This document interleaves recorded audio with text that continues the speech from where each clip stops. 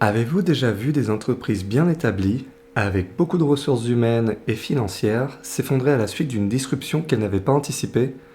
Ce phénomène s'appelle le dilemme de l'innovateur et est essentiel à connaître pour comprendre comment émergent les disruptions. Un livre sur le sujet a même été écrit par Clayton Christensen et dans cette vidéo, nous allons expliquer ce dilemme. Cette vidéo est probablement l'une des plus importantes que je fais. Bien qu'il s'agisse d'une chaîne sur les sciences à propos de l'écologie, l'IA et les nouvelles technologies sont en train d'accélérer le rythme des innovations.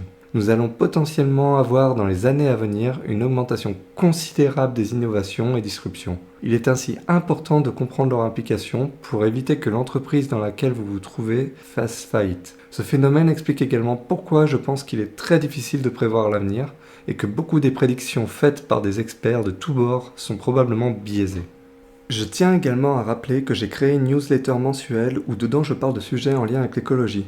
N'hésitez pas à vous inscrire via le lien dans la description. Dans cette vidéo, vous découvrirez comment les startups parviennent à devancer les grandes entreprises bien établies. Elles peuvent alors rebattre les cartes pour devenir des acteurs de premier plan dans le marché. Alors, dilemme de l'innovateur, qu'est-ce que c'est? Comment est-ce qu'il renverse les positions dominantes des acteurs clés du marché? C'est ce que nous allons voir dans cette vidéo.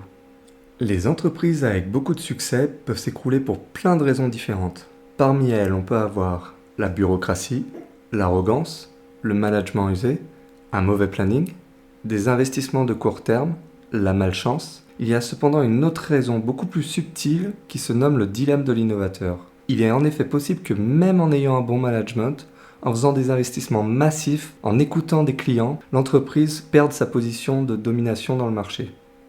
Certaines des innovations peuvent mettre quelques années seulement à disrupter un marché, d'autres peuvent prendre des décennies. Pour certaines de ces disruptions, les investissements requis étaient massifs. Pour d'autres, cela consistait simplement en une extension de ce que les entreprises leaders de l'époque faisaient. Les mauvaises décisions d'innovation sont souvent prises quand les entreprises sont vues comme faisant partie des meilleures du monde. Souvent, ce qui est considéré comme du bon management est en fait un management approprié à une situation uniquement. Il y a ainsi des moments où il est bon de ne pas écouter ses clients, où il est bon d'investir dans des produits de faible performance et à plus faible marge, et de poursuivre de façon agressive des marchés plus petits. Certaines technologies encouragent l'amélioration des performances du produit. Ce sont des technologies d'amélioration. Certaines de ces technologies peuvent être radicales dans leur aspect, alors que d'autres peuvent évoluer de façon incrémentale. Ce que les technologies d'amélioration ont en commun est qu'elles améliorent les performances des produits établis selon des critères de performance que les clients historiques ont considérés comme importants. La plupart des avancées technologiques dans une industrie donnée sont d'amélioration par essence. Même les technologies les plus radicales dans ce type de produit n'ont jamais précipité des entreprises leaders du marché à la faillite. Occasionnellement, cependant, des technologies disruptives surviennent. Les performances sont alors moins bonnes que les produits types de l'industrie, sur le court terme en tout cas. Ce sont ces technologies qui mènent les entreprises leaders du marché à la faillite.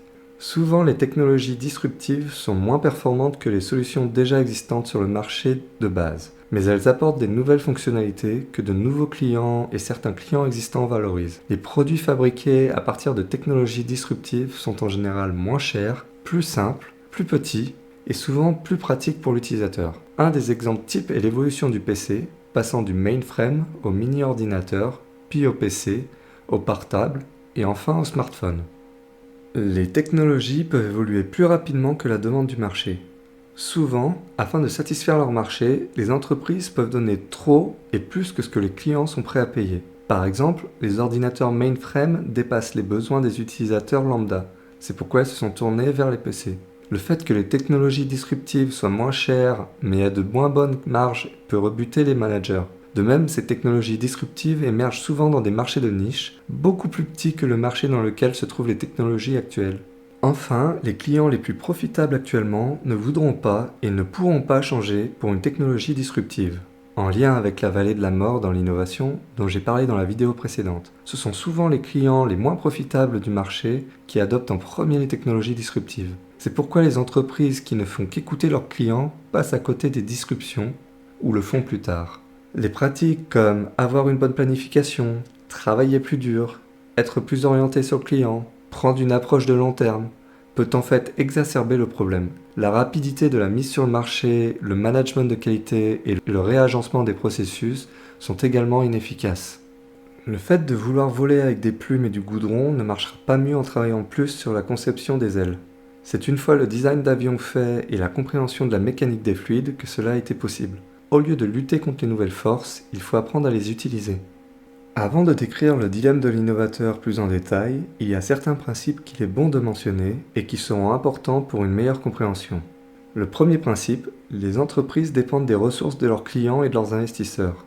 Les entreprises à succès ont mis en place des systèmes tuant les idées ne correspondant pas à ce que veulent leurs clients et investisseurs, ce qui va interdire toute disruption d'émerger. Le but est alors de créer une instance autonome chargée de construire un nouveau business autour de la technologie disruptive. Cela permet à cette nouvelle organisation de ne pas se concentrer sur les clients du marché existant et de se concentrer sur les clients du nouveau marché, qui veulent les produits issus de la technologie disruptive. Le deuxième principe, les marchés de niche ne résolvent pas le besoin de croissance des grandes entreprises. Les technologies disruptives permettent en général l'émergence de nouveaux marchés.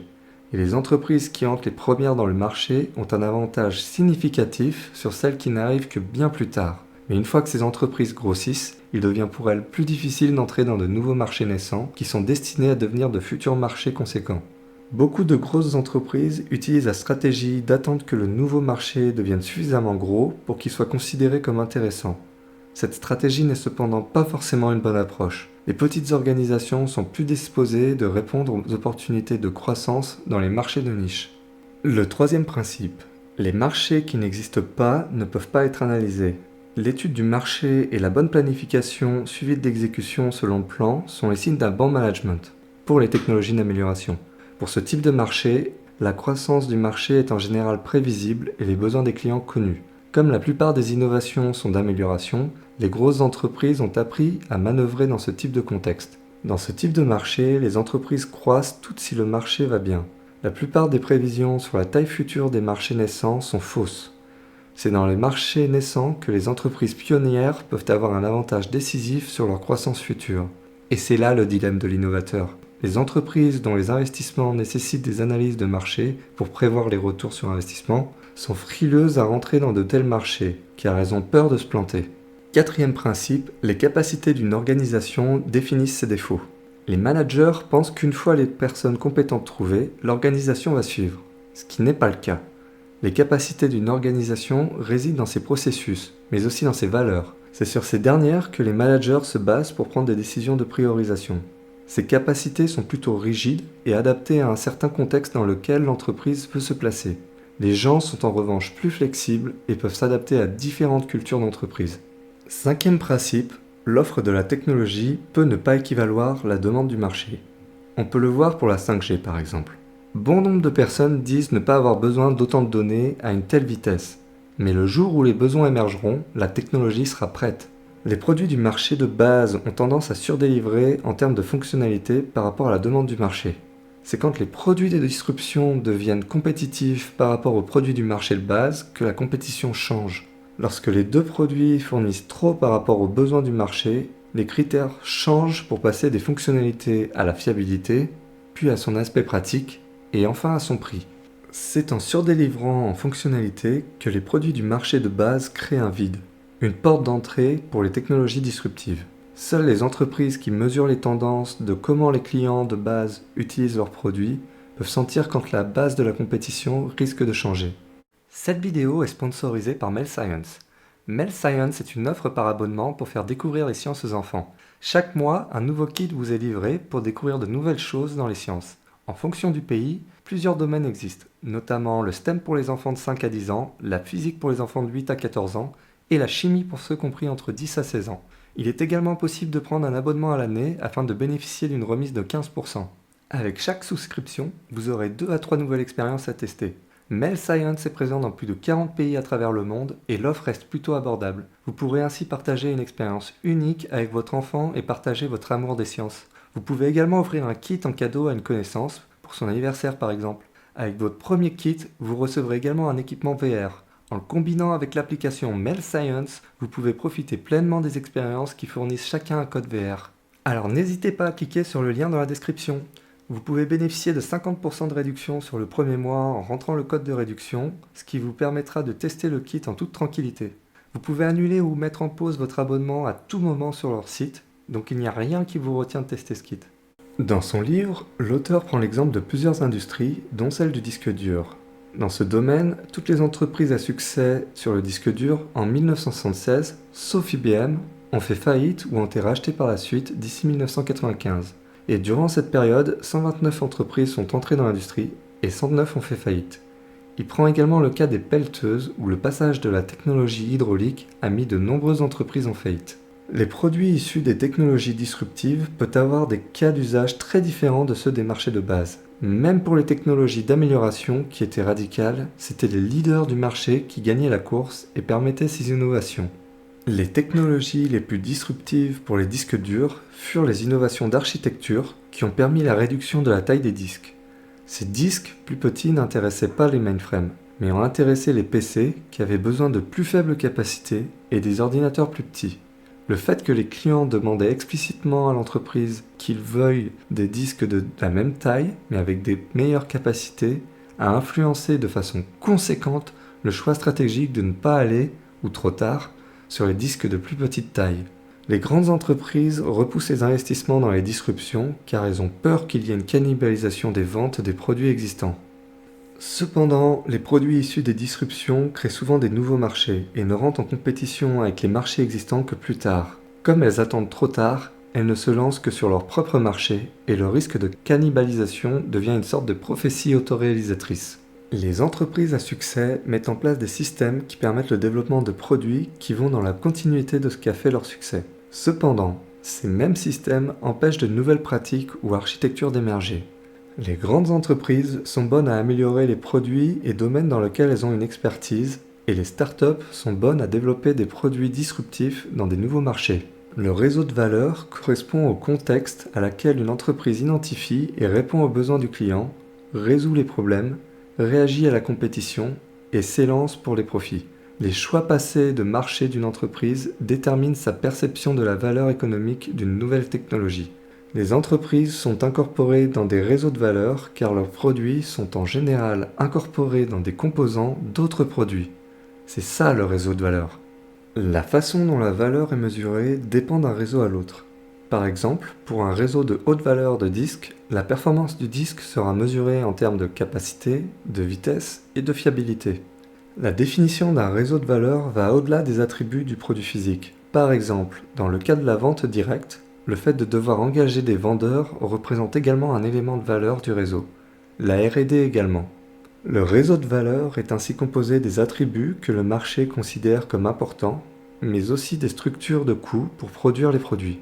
La structure de coût peut avoir un effet important sur le choix des innovations à considérer comme profitables.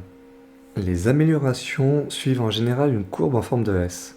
Au début, la vitesse de progression des performances est lente.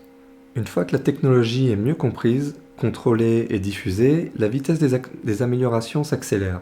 Puis, une fois le produit arrivé à maturité, les améliorations seront plus lentes et demanderont plus d'efforts de la part des ingénieurs. Le but est d'identifier quand la technologie est arrivée à maturité pour savoir quand les améliorations vont ralentir et quand elle va s'accélérer et donc qu'une disruption est à venir.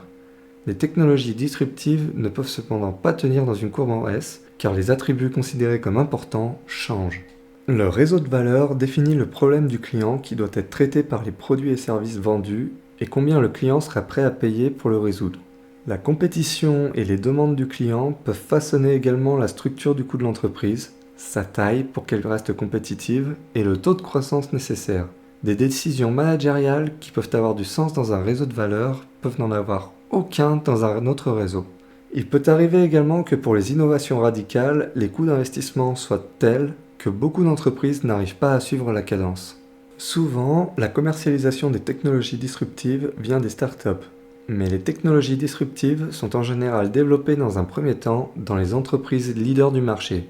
L'équipe marketing demande ensuite des retours du produit à leurs clients usuels sur leur intérêt pour ce nouveau produit, qui pour le moment est moins performant selon les critères habituels, avec des moins bonnes marges.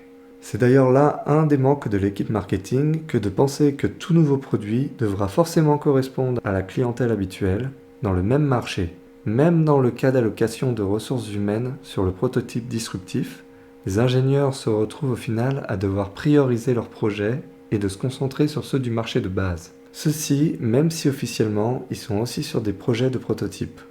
Le manager de l'équipe marketing pousse alors pour le développement de technologies d'amélioration pour leurs clients.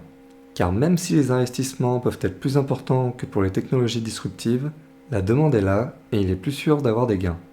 De nouvelles entreprises sont créées et de nouveaux marchés pour les technologies disruptives sont trouvés par essai et erreur.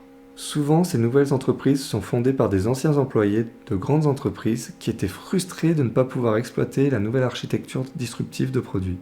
Ces nouvelles entreprises n'ont en général pas de stratégie marketing claire. Elles sont juste prêtes à vendre à qui sera prêt à acheter leurs produits. Une fois que les startups ont trouvé un marché de niche, elles se mettent à adopter les innovations d'amélioration du marché de base afin d'améliorer rapidement le produit. C'est à ce moment-là que les grandes entreprises ressortent leurs prototypes pour le proposer à leurs clients qui ne voient plus la technologie disruptive de la même façon. Cela peut marcher, mais souvent les startups ont acquis un tel niveau d'expertise dans la gestion des coûts, de fabrication et dans le design du produit qu'ils ne peuvent pas faire face. La structure de coût pour le produit disruptif est en général mieux gérée par la startup qui peut baisser ses prix plus facilement. Lorsque les entreprises leaders perdent la bataille, elles perdent à la fois le nouveau marché sur lequel elles n'ont pas pu entrer, mais également leur propre marché qui s'est fait cannibaliser par la nouvelle technologie. Les managers auront plutôt tendance à chercher à viser un marché plus haut de gamme que bas de gamme, même si c'est temporaire. C'est pourquoi ils auront tendance à délaisser les innovations disruptives et à éventuellement chercher à viser des clients plus profitables, quitte à partir de leur marché initial.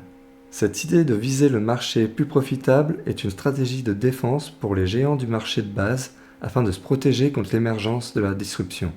L'idée de viser des marchés plus haut de gamme est la même stratégie pour les disruptions. C'est juste qu'ils partent de plus bas afin d'atteindre les mêmes marchés de base. Au fur et à mesure que l'entreprise cherche à aller dans un marché plus haut de gamme, elle aura tendance à adopter la même structure de coût, ce qui rendra encore plus difficile la lutte face aux disruptions provenant de marchés moins profitables. La tentation de monter en gamme est élevée lorsque ses propres clients cherchent à monter en gamme également.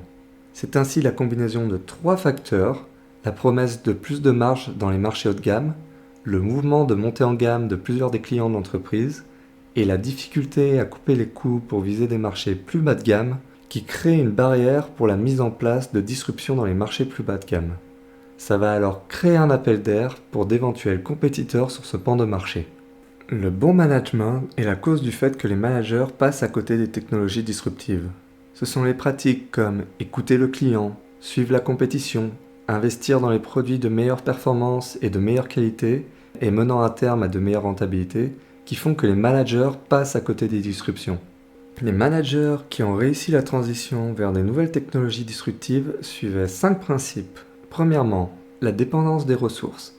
Les clients choisissent de la façon dont sont allouées les ressources dans les entreprises traditionnelles. Deuxièmement, les petits marchés ne résolvent pas le besoin de croissance des grandes entreprises. Troisièmement, les cas d'usage des disruptions ne sont pas connus à l'avance. L'échec est une étape intrinsèque vers le succès. Quatrièmement, les organisations ont des capacités qui existent indépendamment des capacités des gens qui travaillent dedans. Les capacités des organisations résident dans leurs processus et leurs valeurs. Ces éléments seront ce qui forgeront leur succès dans le marché actuel, mais représenteront des limites pour essayer des disruptions. Et enfin, cinquièmement, la fourniture en technologie n'équivaut pas forcément à la demande du marché. Les attributs qui font que les technologies disruptives ne sont pas attractives dans les marchés établis sont souvent ceux qui constituent les plus grandes valeurs dans les marchés émergents. Afin de mener à bien les changements nécessaires, les managers à succès ont réalisé certains changements essentiels au bon déroulement du développement d'une technologie disruptive. Par exemple, imbriquer des projets de développement et de commercialisation de technologies disruptives dans des organisations où les clients avaient besoin d'eux. Quand les managers présentent la disruption au bon marché, les chances d'avoir les ressources nécessaires pour développer la technologie disruptive augmentent. Un autre exemple est qu'ils placent les projets où sont développées les technologies disruptives dans des organisations suffisamment petites pour qu'elles soient excitées des petits gains et petites opportunités. Un autre exemple est qu'ils planifient d'échouer tôt dans le processus et à moindre coût dans leur processus de recherche de marché adéquat. Le but est de procéder par essai-erreur. Une autre chose qu'ils font est qu'ils utilisent certaines des ressources de l'organisation principale, mais ils font attention à ne pas utiliser leur processus ou valeurs. Les valeurs et structures de coûts sont plus orientées vers la technologie disruptive. Et enfin, en commercialisant leurs produits disruptifs, ils trouvent ou développent de nouveaux marchés qui valorisent les attributs de la technologie disruptive plutôt que d'essayer de l'incorporer directement dans le marché principal et dans les produits existants. Souvent, lorsqu'une disruption est développée au sein d'une grande entreprise, les processus internes vont entraver son bon développement. La liberté d'action d'une entreprise est souvent limitée à ce que veulent le client et les investisseurs. C'est un mécanisme de survie, comme pour la nature, mais qui limite les possibilités de mouvement des entrepreneurs avec une vision. C'est pourquoi l'idée que ce sont les managers avec leur stratégie qui vont améliorer la croissance et les profits est biaisée. Face à ces problèmes, les managers ont deux solutions. Soit convaincre toute l'entreprise d'aller à contre-courant de ce que veulent les clients et investisseurs, et que la nouvelle technologie est essentielle pour le futur de l'entreprise, soit créer une organisation annexe qui sera adaptée aux besoins des clients du nouveau marché. La solution de l'organisation annexe présente des taux de succès bien plus importants que de lutter contre son organisation. Le manager en haut de l'organisation doit décider de l'allocation des ressources, mais c'est le manager du milieu qui va filtrer les projets à présenter à ce manager pour pérenniser la croissance de l'entreprise. Or, ces choix ne sont pas liés uniquement à l'avenir de l'entreprise, mais aussi aux perspectives de carrière du manager du milieu par la suite. Dans le cas où la disruption est développée au sein de la même organisation, le manager du milieu aura également des projets d'amélioration et devra allouer les ressources entre le projet de disruption et les autres projets. Cela pourra créer des conflits entre l'avenir immédiat de l'entreprise et l'avenir lointain. Il est possible qu'en créant une entité à part, celle-ci finisse par tuer le business de la maison mère et la remplace pour les revenus. Ceci est cependant plus souhaitable que d'être tué par un compétiteur développant ce type de produit. Le fait d'être le leader dans un marché disruptif est plus important que sur un marché de base pour une innovation, où cela fait moins, voire pas de différence. Plus un marché est complexe, et moins il est nécessaire d'être le leader dans une innovation d'amélioration. Pour les disruptions, l'auteur prend le cas des disques durs et indique que les entreprises pionnières entrant dans les 2 ans dans le marché disruptif avaient 6 fois plus de chances de rester dans le business par la suite. Ainsi, si une start-up propose de commercialiser un produit issu d'une innovation d'amélioration, elle aura plus de chances de galérer et potentiellement d'échouer que si elle essaye de commercialiser un produit issu d'une disruption. Les grandes entreprises auront en effet des incitations à mettre plus d'argent dans la compétition pour les innovations d'amélioration et tuer la compétition, ce qui ne sera pas le cas pour les marchés disruptifs. Il est possible toutefois que les marchés disruptifs restent petits pendant de nombreuses années avant de prospérer et croître de façon significative.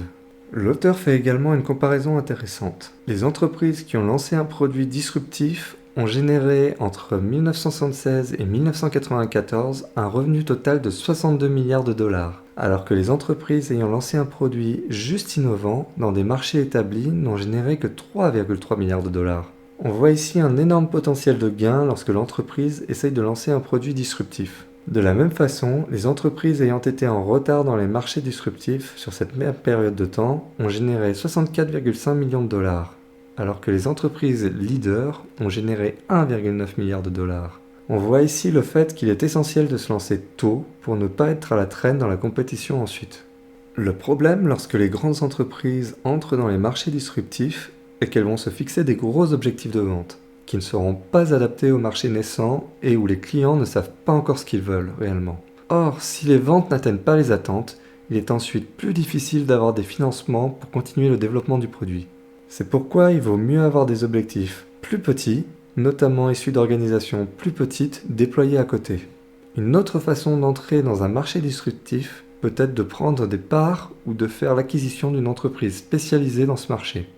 Mais avant de continuer, je tenais à vous demander une chose. Si vous aimez le contenu que je produis, n'hésitez pas à vous abonner à la chaîne et à laisser un pouce bleu afin d'aider à promouvoir ces vidéos éducatives.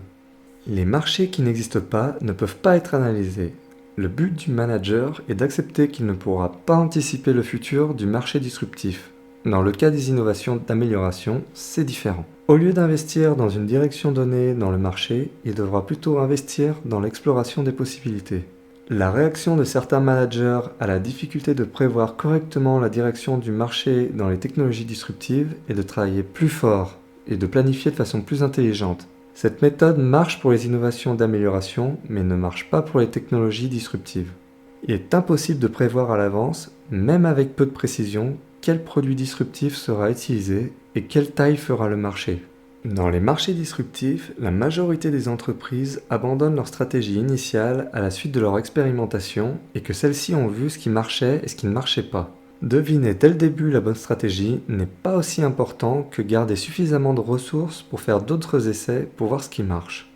Ceci est vrai notamment lorsque les entreprises misent massivement sur leur stratégie initiale, pensant connaître la direction du marché disruptif.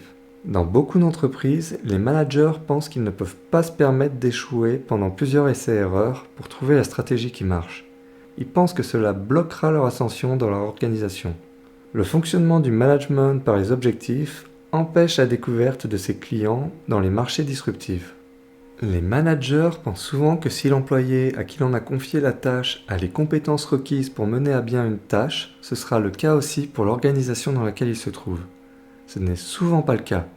Deux personnes aux compétences similaires pourront avoir des résultats très différents lorsqu'ils sont placés dans des organisations différentes. Il y a 3 facteurs qui affectent ce qu'une organisation peut ou ne peut pas faire. Ce sont ses ressources, ses processus et ses valeurs. Les ressources constituent le facteur le plus visible. On peut inclure dedans les gens, les équipements, la technologie, le design des produits, la marque, les informations, le cash, les relations avec les fournisseurs, avec les distributeurs également et avec les clients. Avoir beaucoup de ressources augmente les chances de pouvoir s'adapter au changement. Deux organisations avec les mêmes ressources pourront donner des choses très différentes en sortie à cause de leurs valeurs et de leurs processus. Le schéma d'interaction, de coordination, de communication et de prise de décision pour accomplir les tâches assignées sont les processus de l'entreprise. Les processus n'incluent pas juste les processus de fabrication, mais aussi ceux pour le développement du produit, pour la recherche de marché, pour la conception du budget, pour la planification, pour le développement des employés, pour la façon dont les ressources sont allouées.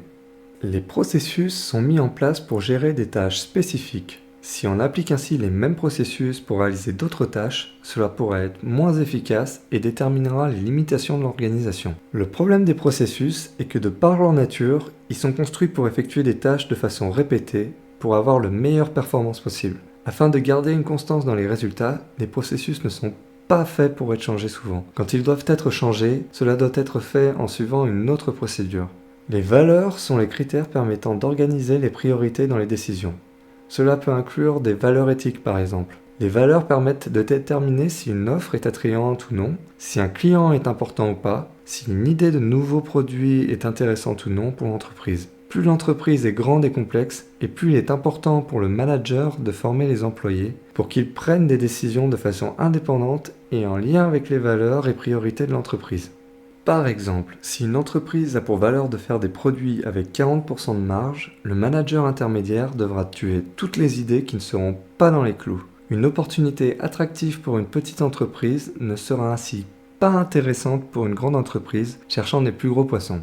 Les grosses entreprises sont alors incapables d'entrer dans des petits marchés car leurs valeurs ont changé au cours du temps. Dans la phase de start-up, la plupart des choses qui peuvent être faites sont dues aux ressources. Avec le temps cependant, les capacités de l'entreprise migrent vers les processus et les valeurs. Dans la phase de formation des valeurs et des processus, les actions et l'attitude du fondateur ont un impact profond. Il a en effet une idée bien précise sur la façon dont les gens devraient travailler ensemble et dont les décisions doivent être priorisées. Les gens s'en imprègnent ensuite jusqu'à ce que la méthode de prise de décision devienne une seconde nature. Comme les valeurs et les processus sont plus rigides que les ressources, ils définissent alors les limites de ce que peut faire l'entreprise. Ces éléments servent à indiquer comment gérer des problèmes similaires qui sont survenus dans l'entreprise dans le passé. Ils posent cependant un problème lorsque l'entreprise fait face à de nouveaux enjeux. Historiquement, lorsque le marché surdélivre en termes de performance pour un produit, cela crée un appel d'air de produits moins qualitatifs et moins chers venant du bas du marché. Une fois que les besoins de performance sont satisfaits, ce sont d'autres critères qui n'étaient pas pris en compte avant qui font la différence. Cela peut être le coût, mais cela peut être également d'autres critères. Selon un modèle d'évolution du produit, celui-ci a 4 phases: fonctionnalité, la fiabilité, le côté pratique et le prix. Au début, lorsqu'il n'y a pas d'alternative pour une fonctionnalité donnée, le critère de choix du produit se fera sur celle-ci. Une fois qu'il y a plusieurs produits avec les mêmes fonctionnalités, le marché a tendance à se baser sur la fiabilité du produit. Une fois que celle-ci atteint le niveau demandé par la demande du marché, le critère de sélection passe au côté pratique. Et enfin, une fois que tous ces critères ont été remplis, vient la bataille du prix. Les disruptions sont souvent mal gérées par les grandes entreprises qui restent prisonnières de leur processus, souvent trop rigides. Lorsqu'elles surviennent, les disruptions sont des occasions de rebattre les cartes des leaders du marché avec ceux qui ont suivi la tendance en tête et ceux qui seront passés à côté en fin de peloton, s'ils sont encore en activité. J'ai voulu dans cette vidéo expliquer ce qu'était le dilemme de l'innovateur, car même si cela s'appliquait au départ pour les produits de nouvelles technologies, cela peut également s'appliquer pour les innovations écologiques. On voit que dans les véhicules électriques par exemple, ils gagnent du terrain dans la mobilité, mais que les véhicules à hydrogène sont déjà en train d'être testés, avec potentiellement une nouvelle disruption à venir. Dans le cas de l'énergie par exemple, on peut voir que les panneaux solaires et éoliennes gagnent du terrain, mais que les réacteurs à fission nucléaire reprennent également de la vigueur. Ceci sans parler de la fusion nucléaire qui pourrait changer radicalement la quantité d'énergie produite et diminuer l'attrait pour l'énergie obtenue à partir des autres sources d'énergie renouvelables. Avec l'IA et l'informatique quantique, le rythme des innovations va s'amplifier. Il est donc essentiel de comprendre le dilemme de l'innovateur afin de ne pas se perdre dans les innovations d'amélioration quand des disruptions vont émerger. Le problème est, comme mentionné dans la vidéo, que cela implique de changer l'infrastructure à chaque fois. On peut alors se demander ce que vont devenir les bornes électriques si l'hydrogène prend le dessus par la suite, ou bien ce que vont devenir les centrales nucléaires à fission une fois que celles à fusion auront pris le pas dessus. Face à ces changements, une chose restera constante, le besoin de s'adapter. C'est la raison de cette chaîne que de faire découvrir les nouvelles innovations dans l'environnement pour se préparer au monde de demain. Voilà, j'espère que cette vidéo vous a plu. Si vous avez aimé, n'hésitez pas à laisser un like ou un commentaire et j'y répondrai avec grand plaisir. Si vous écoutez l'émission en podcast sur Spotify ou Apple Podcast, n'hésitez pas à laisser une bonne note. Je rappelle également qu'il y a la newsletter à laquelle vous pouvez vous inscrire pour avoir d'autres news scientifiques. Et je vous dis à une prochaine pour une autre vidéo. Ciao!